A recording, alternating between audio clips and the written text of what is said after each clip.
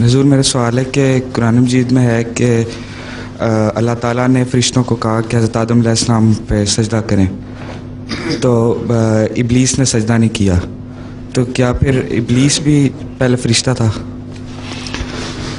ابلیس فرشتہ نہیں تھا، ابلیس شیطان ہی تھا۔ مطلب ہے کہ اس نے انکار کرنا تھا۔ جب اللہ تعالیٰ کسی اس کو بھیجتا ہے، نبی کو کوئی روحانیت پیدا کرنے لگتا ہے نا، اس وقت حکم دیتا ہے ایک فرشتے کو،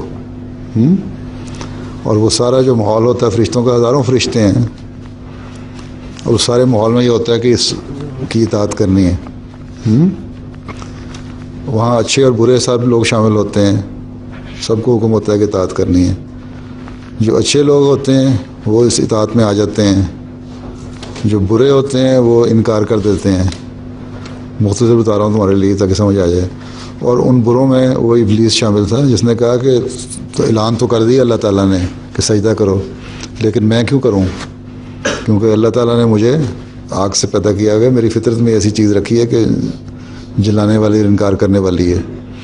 انسان کو اللہ تعالیٰ نے مٹی سے بنایا ہے، اس کو دونوں طرح کی فطرتیں دی ہیں، اور میری فطرت اور بالکل اس سے۔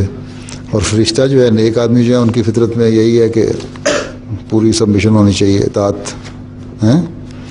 تو جو اطاعت گزار ہیں وہ اللہ تعالیٰ کے اس جو حکم چلتا ہے اس وقت جبریل کے ذریعے سے یا جس فرشتے کے ذریعے سے باقی جگہوں پہ حکم دیتا ہے، وہ اس کی اطاعت کرتے ہیں۔ جو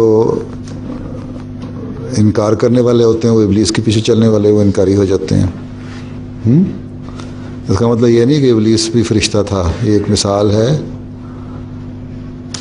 کہ ایک تمثیلی رنگ بیان بھی ہوا اس میں کہ نیک لوگ اطاعت کی طرف آ جاتے ہیں، بد لوگ انکار کی طرف آ جاتے ہیں۔ اس لیے قرآن شریف میں جہاں بھی لیکن انکار ہے نا، نبیوں کا تکبر کی بات آتی ہے، اس وقت ابلیس کا ہی ذکر آتا ہے۔ اور پھر جب مقابلے میں کھڑا ہوتا ہے، لوگوں کو برگلاتا ہے، تو وہاں شیطان کا لفظ آ جاتا ہے۔